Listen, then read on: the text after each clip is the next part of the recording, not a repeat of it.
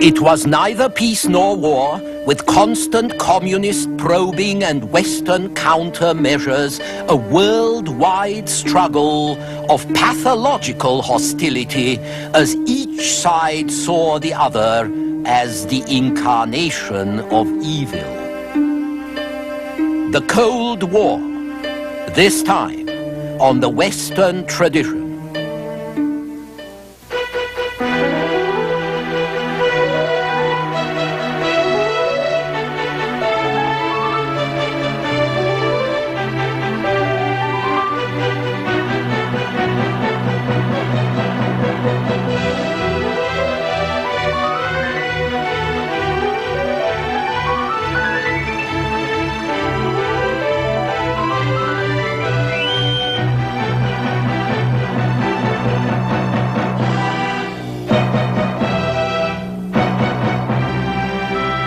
And now UCLA professor Eugen Weber's continuing journey through the history of Western civilization.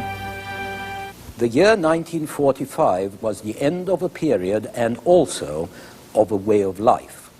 The Second World War had shaken the globe like a great earthquake, and nothing after it was going to be the same again.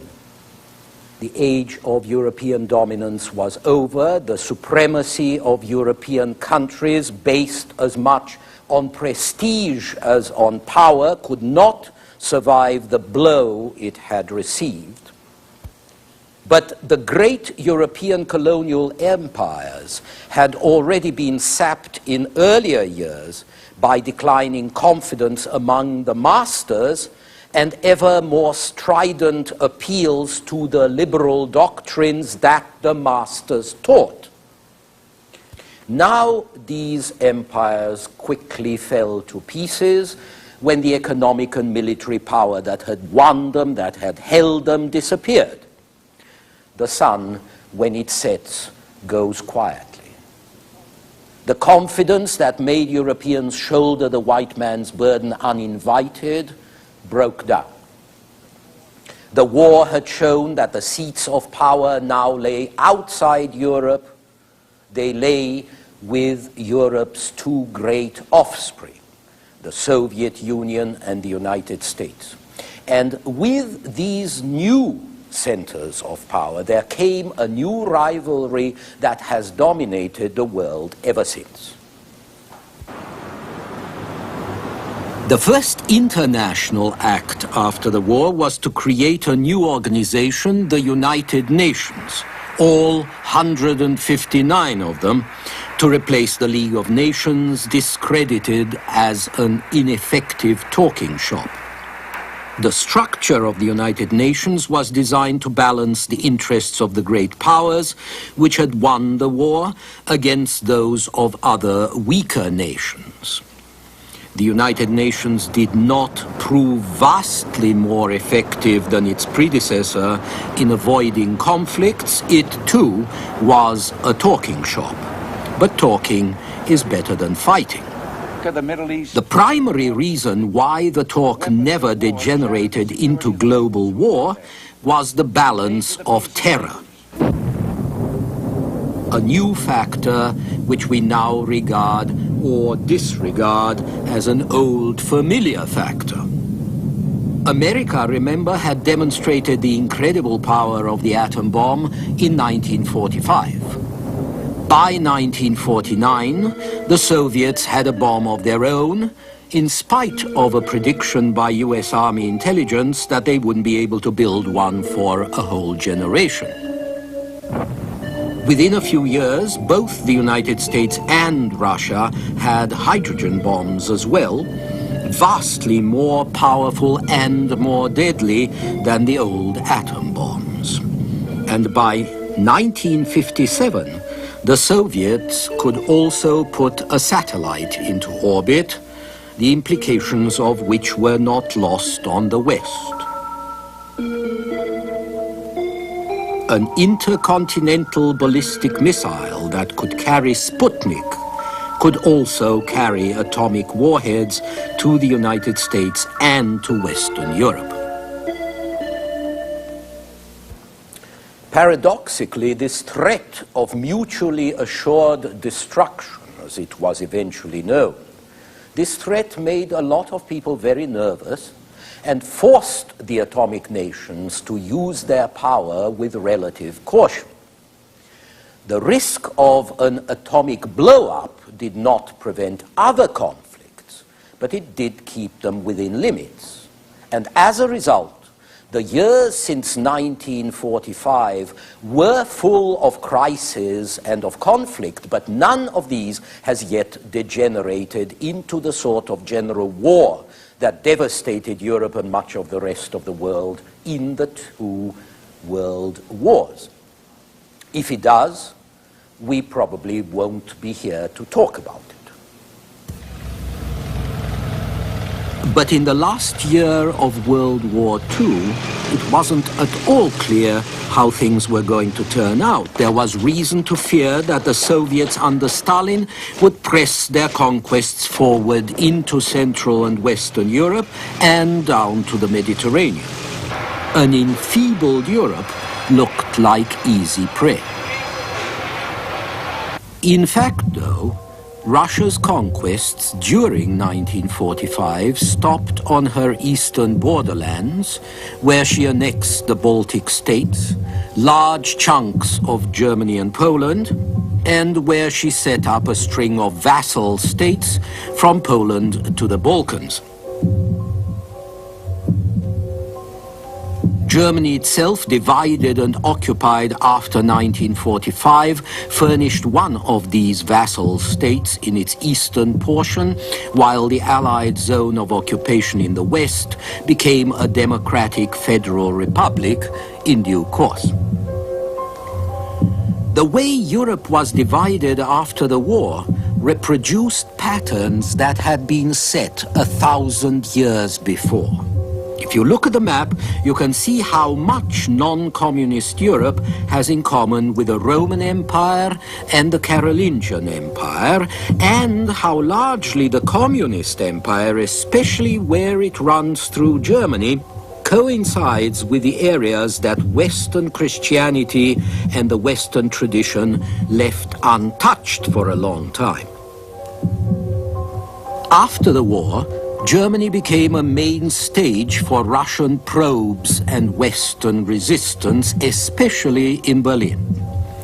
Although the city had been divided among the victors after the war like the rest of Germany, Berlin was located 100 miles within Russia's occupied German zone. This marked the city as a permanent sore and one the communists could scratch whenever they wanted. The Berlin airlift of 1948 and 49 came about when the Russians closed land access to the city, hoping to force the French, British and Americans out. It didn't work. Supplies were brought in by plane, tens of thousands of flights, but the crisis was not the first, nor the last, there and elsewhere. Berlin was only one point where the friction turned to crisis, where constant communist probing forced Western countermeasures. It was an entirely new situation, neither peace nor war, but a worldwide struggle in which every possible weapon was used short of the direct confrontation that might lead to atomic warfare. In a speech in 1947, Bernard Baruch, the American financier, gave it a name, the Cold War. In the 19th century, the Frenchman Alexis de Tocqueville had seen the future of the world divided between Americans and Russians, one side standing for liberty, the other for servitude. Now, the almost pathological hostility between the two camps rose to more fantastic heights than when the Bolsheviks had seized power in 1917. Within a few years, each side had learned to look upon the other as the incarnation of evil.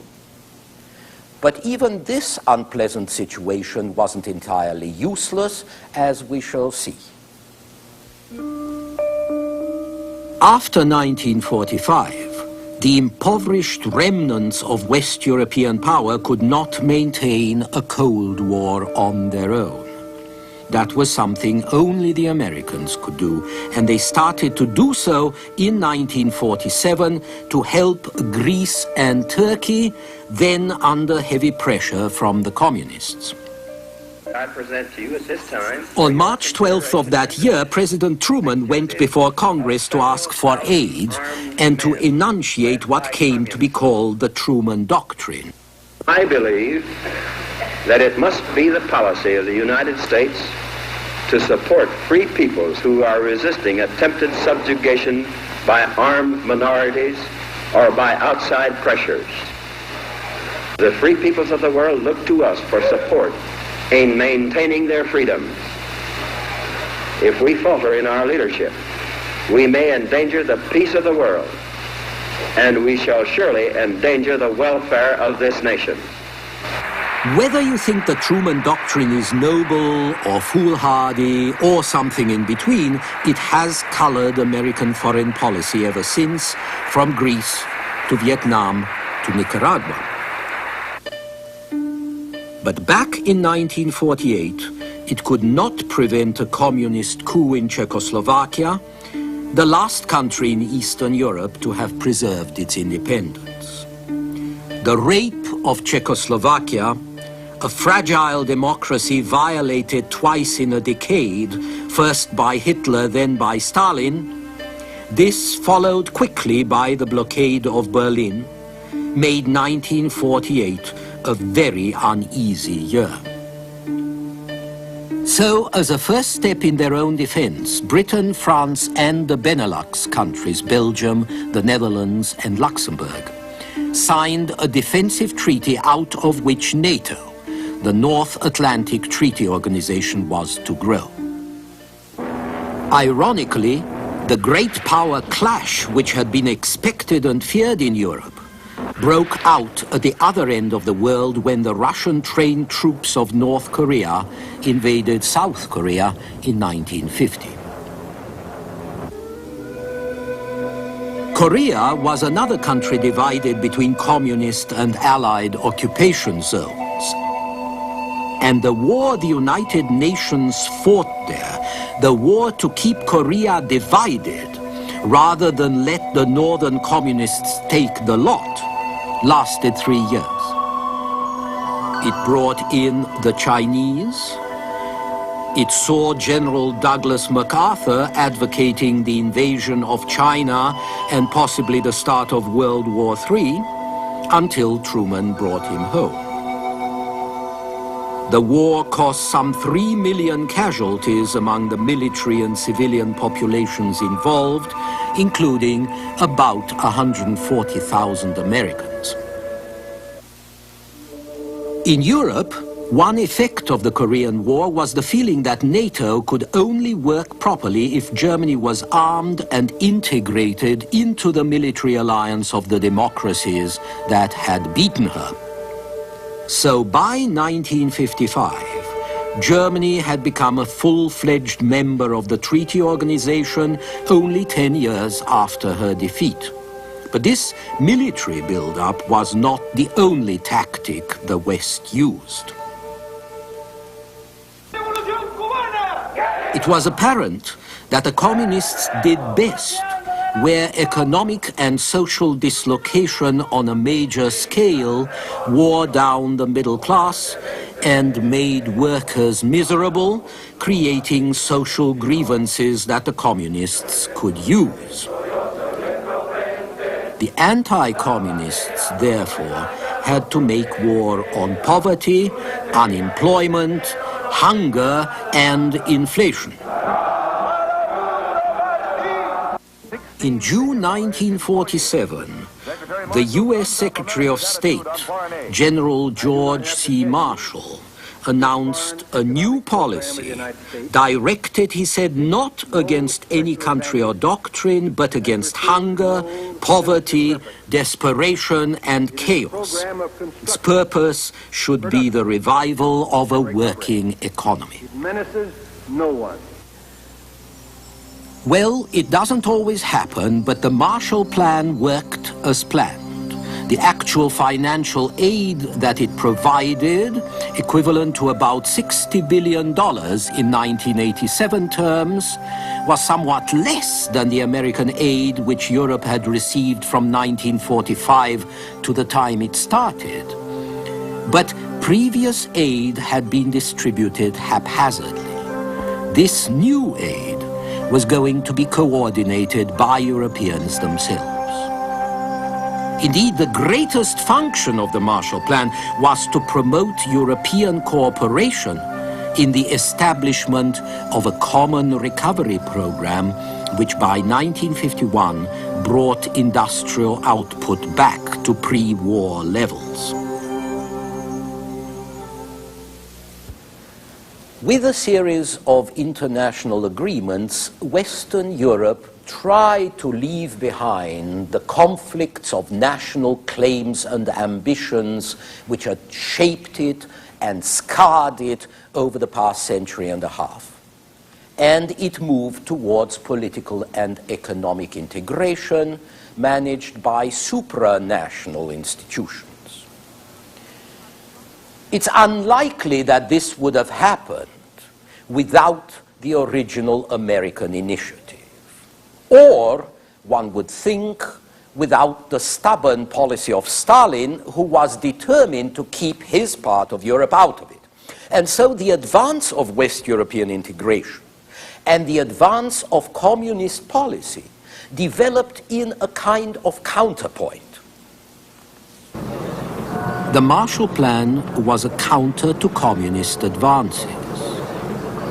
And the answer to this Western aid was a tightening of Stalinist reins on Eastern satellites, culminating in the loss of Czech independence in 1948.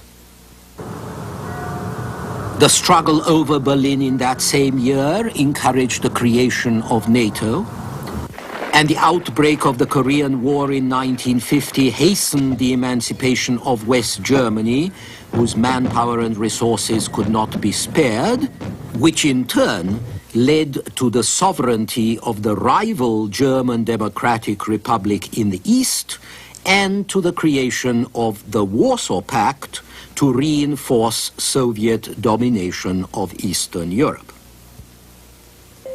Meanwhile, the German resurgence prompted the pooling of coal and steel resources of Belgium, Holland, Luxembourg, France, and Germany in the European coal and steel community in order to restrain and control German economic activity.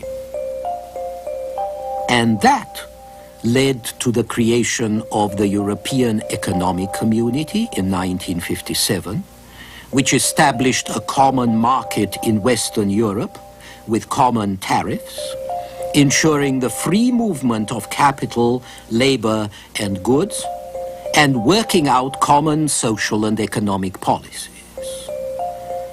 You know that it's a classic rule that unification provides a vaster market and broader opportunities, not only for trade, but for planning on a more economical scale.